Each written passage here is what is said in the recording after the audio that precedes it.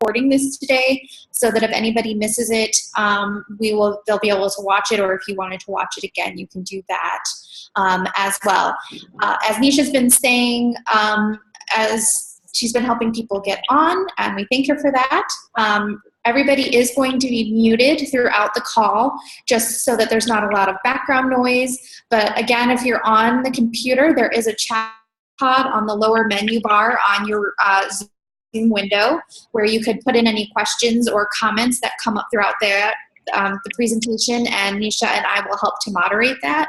And then toward the end, I'm sure there will be some time for questions as well. And at that point, we'll let folks be able to unmute themselves on the phone or on the computer and ask their questions live too. So with that, Carrie, I'm going to go ahead and turn it over to you. Okay, great. Thank you so much to Natalie and all the folks at the Village to Village Network for letting us do this webinar today. My name is Carrie Graham. I am a researcher at UC Berkeley, the Center for the Advanced Study of Aging Services. And I'm going to be talking today about a new study that we are doing with Mather Lifeways to assess sustainability of villages. It's sort of our next step in our analysis of villages and their sustainability. But before I get into the details, I want to introduce my research partners. Andrew Sharlock, who is a professor at UC Berkeley School of Social Welfare. He's not on the phone today. He's, I believe he's in China. He's away for the next couple weeks. We also have Roscoe Nicholson, who is a research associate at Mather Lifeways Institute on Aging, which is sort of the research arm of Mather Lifeways. And we also have our policy analyst, Brad Stark, on the phone from UC Berkeley. And I believe we have two of our students on the phone, Rita Hu and Emma Rodbro, who will be helping us with this new study. So I am trying to advance the slides. Let's see. There. Okay. On today's webinar. So we want to introduce to all of you this new research study, and we're going to be asking for your help. We're going to be asking for your help in helping us recruit people to participate in it. We're going to describe the study and kind of what we hope to learn and what the purpose of the study and how hopefully this study will help the village movement. We're going to outline ways that villages can help us recruit both former members and members who might be not ready yet. And then we'll stop at the end and have questions from you. Okay, so this is our new study, and this is why we're on the phone today, is to describe this to you. We call it the non-participation study or the non-village member study. We really should come up with a good name for it. But we have been doing research for, Andy and I started maybe in 2009, doing research on villages. We've done surveys of village organizations, with lots of different people, including most recently Mather Lifeways. We've done surveys of village members who are think that the village impacts them. And working with Mather Lifeways and the Village to Village Network Research Committee, we came up with this idea of this new study that we think is kind of the next step in trying to understand sustainability. And it is a topic that not a lot of people really want to talk about, but it's about recruitment and retention of members. So what we'd like to do in this study is to do a survey to interview 200 people who are not members of villages. These would be, about half would be former members, people who joined at one point but didn't renew, and about half would be people who inquired into village membership, maybe attended a recruitment event but decided against joining. So these are the people we're going to be asking you to help us recruit. And this is not like some of the other studies where we've asked you to actually survey people. This would be something that we would ask you to help us recruit people, and we would do the work of data collection. In terms of data collection, when we interview these people who've been part of a village or decided not to join, they would be, we're going to give them lots of options for either taking a survey, a quick survey online, or be interviewed on the phone by one of our trained interviewers. Okay, so just some additional details. Villages will not be asked to collect data. We've, so many of your villages have been so generous and worked so hard to collect actually collect data from us in the past, and we wanted to tell you this time we're not going to make you do that. The study is endorsed by the Village to Village Research Network. We worked with them about, what would be the most helpful to the Village movement at this point.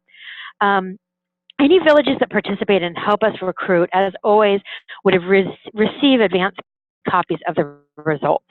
And if you had a significant number of former members or not ready yet who participated, we are open to giving you results just from your village. So we won't ever do anything to anybody who participates, any former member who participates, we wouldn't identify them to you. And again, this is a partnership between UC Berkeley, School of Social Welfare, and Mather Lifeways Institute on Aging.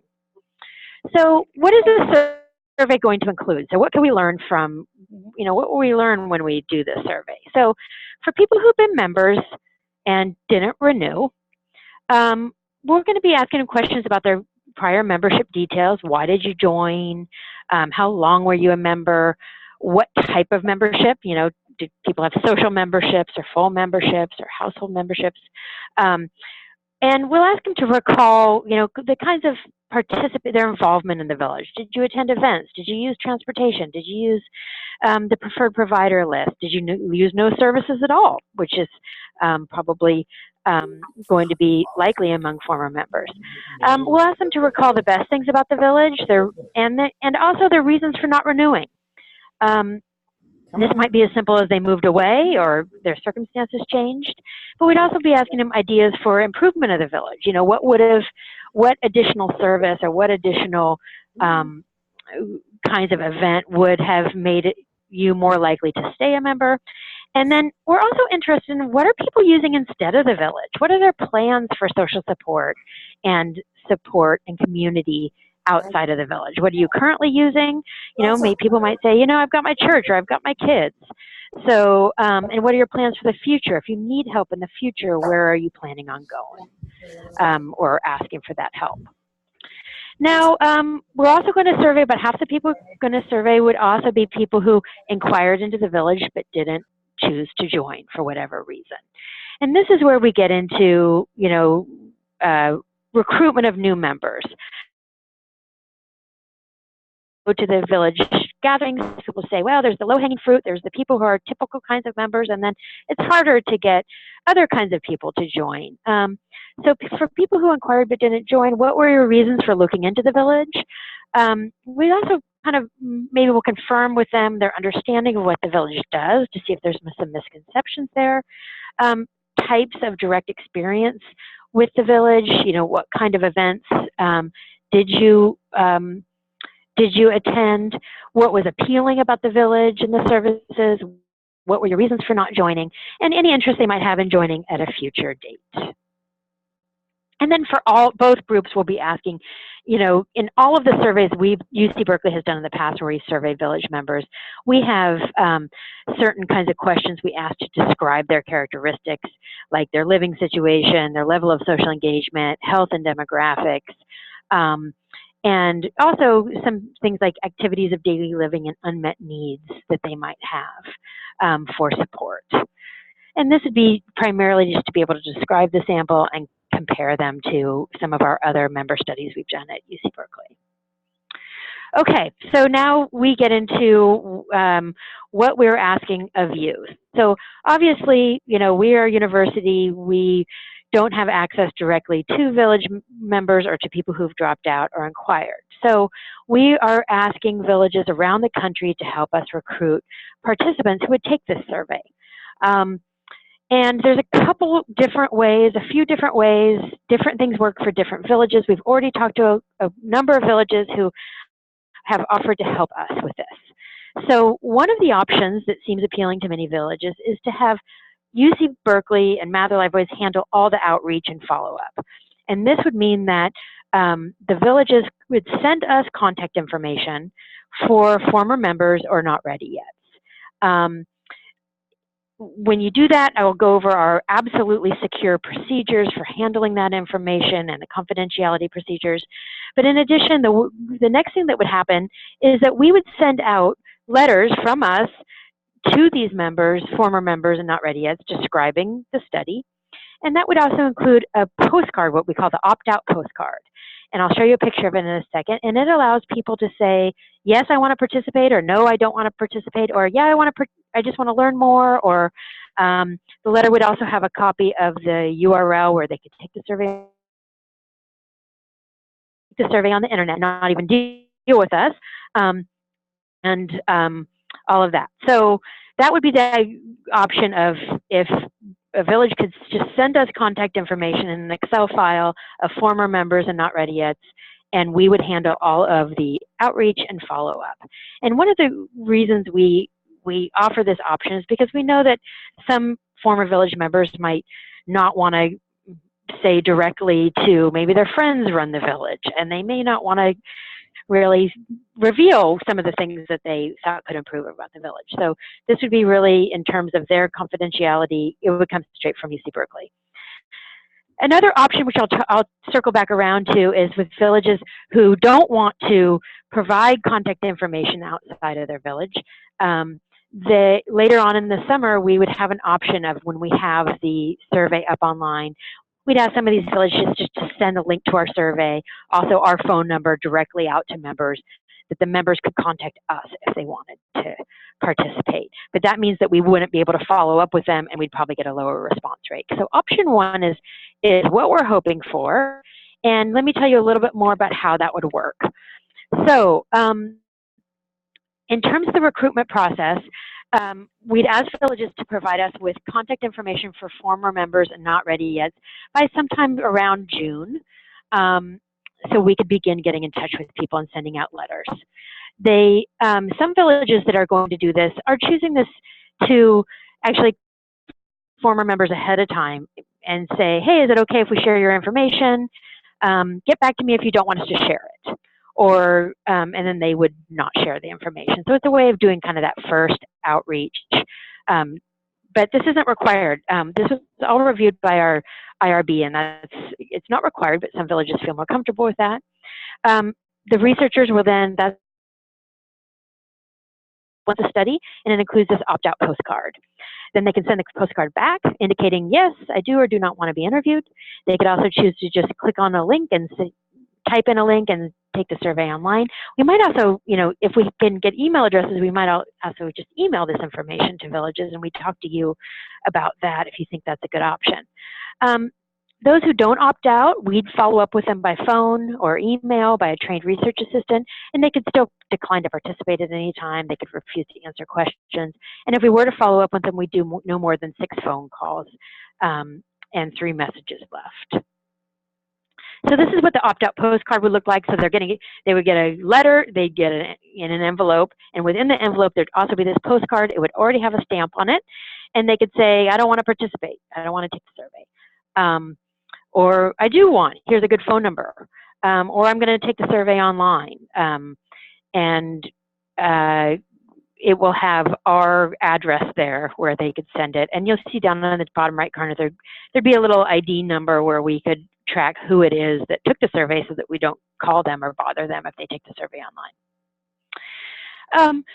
In terms of the confidentiality of contact information, this is obviously a big concern and something we take very, very seriously at UC Berkeley and at Mather Lifeways. We're a research institution, which means that everything that we do that interacts with any human being has to be approved by what's called the Institutional Review Board Committee for the Protection of Human Subjects.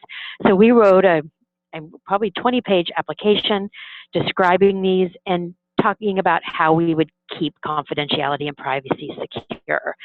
And our application was approved by both UC Berkeley and Mather Lifeways. And if anybody's interested in seeing our approval letter, we could send it to you. So any contact information you send to us would be stored on a secure server that's password protected. It gets deleted immediately if the member says no. It gets deleted after they participate. It's never used for any purpose besides the study, so we don't sell it to people or use it for any other kind of marketing. And additionally, the names of people who participate are not going to be shared with the villages or any other entity. They'd never be identified, which is what we'll also explain in the letter when we send it to people so they feel comfortable. If you were to send us contact information, we would ask for 2 different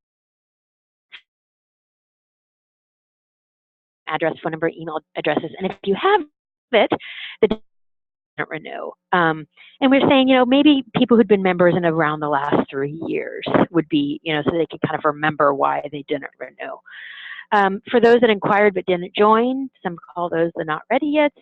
It's the same thing. We'd say people who inquired maybe in the last 2 years, name, address, phone number, email, if you have it, dates they inquired or attended an event, and attended in the last 2 years. So then there's the option 2, where it's an option of if you still would want to help with recruitment, but you don't have the bandwidth to send us contact information, or maybe you don't even have it to send out, like through email or something. Some villages, we'd ask later in the summer if once we have our link to the online survey, if they could just send out directly that link and our phone number. We can give you email script. We can give you stamped letters if you wanted to send out letters that allows the members to contact, the former members to contact us if they want to participate, but we wouldn't be able to follow up. So this may, this may help us increase our sample size a bit. It probably would get a lower response rate because we wouldn't be able to follow up with people. But even just a few additional people taking it would be very appreciated. So that is it for my little presentation on what we're doing. If you are interested in helping us recruit for this study, or if you just want to learn more and talk it through, I have my contact information here. I also, many of you know Roscoe from Mather Lifeways, and Roscoe has also reached out to and has been working with some villages, and you could also contact Roscoe.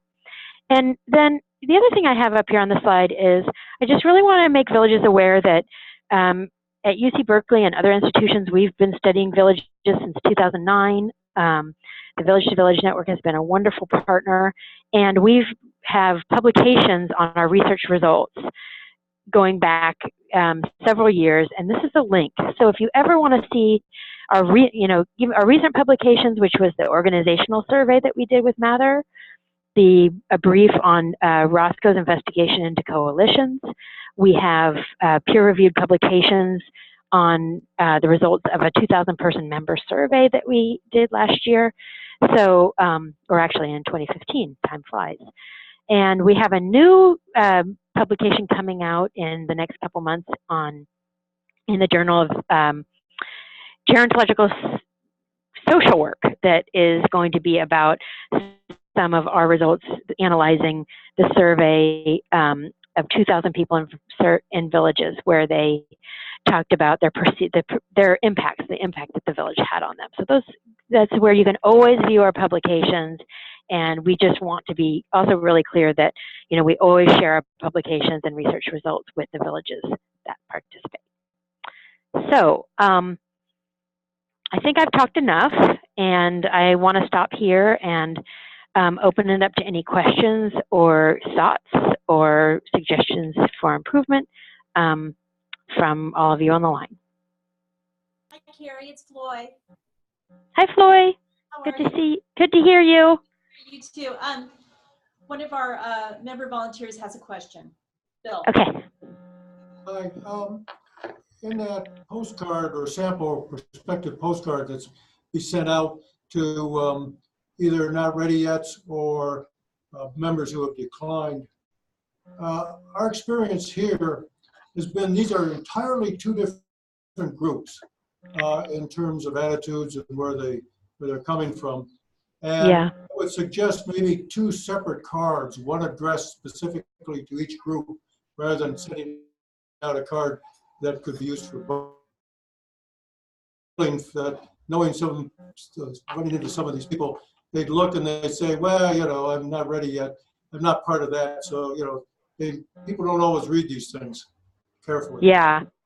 Oh, I think that's a great suggestion. And our letter that we've drafted that we'd send out is definitely different for the two different groups, and we can absolutely change the postcards. We'll be doing absolutely separate mailings for the two different groups, and I think it's a really good point. And the questions we're going to be asking are different, so it's two different survey links actually.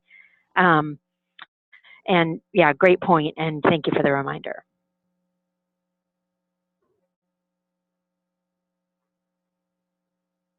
Okay, great. Thank you, Carrie. If anybody else has any questions, like we said at the beginning, you have been muted. And if you're on the computer, you can use the little mute button, the microphone button that's in the lower hand corner, and feel free to ask your question, or you can always type in the chat as well.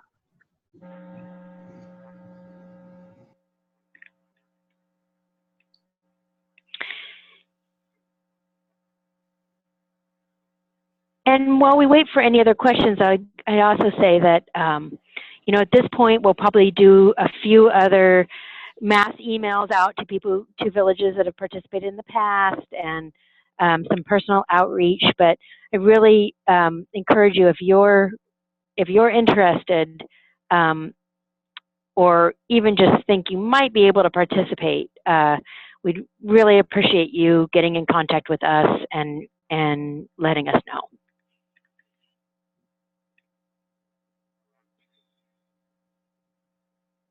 And if you're not interested, tell us that too, and we won't bug you.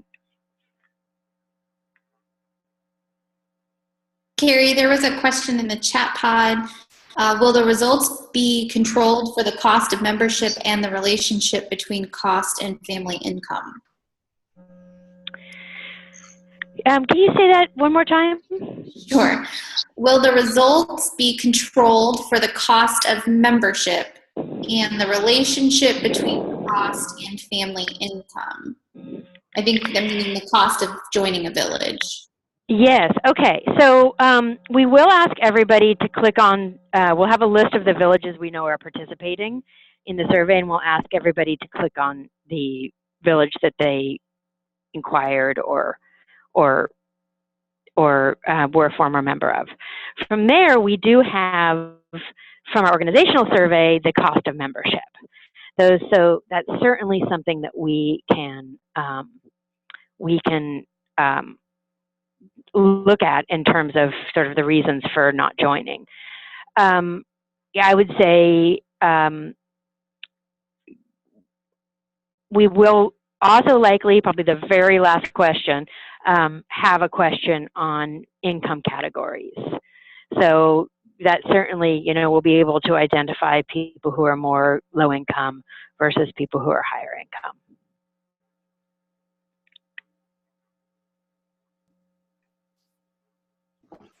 And this is Roscoe. I will add to what Carrie said.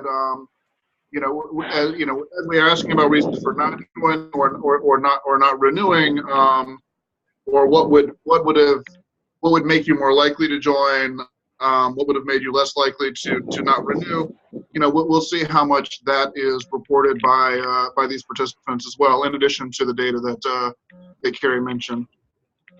Yeah, I mean, likely many people would just flat out say it costs too much, and we'll be able to see what the price of membership was at some of those villages. Okay, thank you. And then another question in the chat pod was, will you survey more than 200 if you get that many willing participants? Yeah, I mean, we'll keep going. I mean, especially if people take it online. You know, if a lot of people come in and take it online, if they return the postcard and they say we want to do this, we'll absolutely survey them. You know, it also really depends on how many villages give us contact information, how many total people we have to, that would be our kind of our sampling frame. So if for some reason we got, you know, 7,000 contacts, we may not send out letters to all of them, but I don't think that's going to happen. But absolutely, anybody who's interested and that we've contacted, we will survey them. Okay, great. That's all the questions in the chat pod right now. Anybody else on the phone have any other questions? Or want to speak over the microphone instead of putting it in the chat pod? And again, remember you might be muted if you're trying to talk.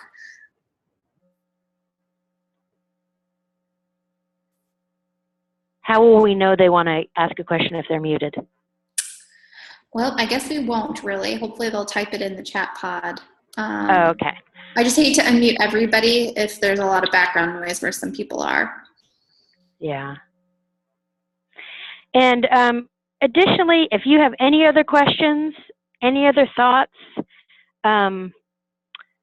please just don't hesitate to pick up the phone and call one of us or email one of us, and we'll answer any questions and you know, are really open to suggestions.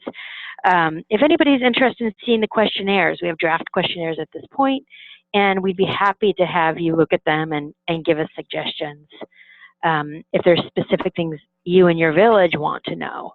Additionally, I know some villages out there do exit interviews with members and who don't renew. And if there's certain themes that have come out of your exit interviews, those could be really helpful to us in designing our questionnaire. You know, there might be something that's come out of your exit interviews that we haven't thought of or that we've never heard of before. So I would also make a plea to any villages that have made an effort to interview non-renewing members. Share with us your results if you can. We'd be happy to set up a call or just get an email from you.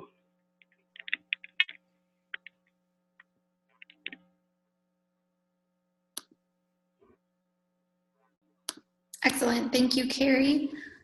All right. Again, if anybody has anything, feel free to put it in the chat pod or ask on the phone. Otherwise, like Carrie said, you can feel free to email her. The email address is on the screen. If you're only on the phone and need their contact info, feel free to email me or Nisha, and we can definitely put you in contact with Carrie and Roscoe as well. Okay. And I'll also say probably our next step at this point is to get the email addresses of people who registered for this webinar. And we'll probably just email you directly and inquire and see if you might be able to help.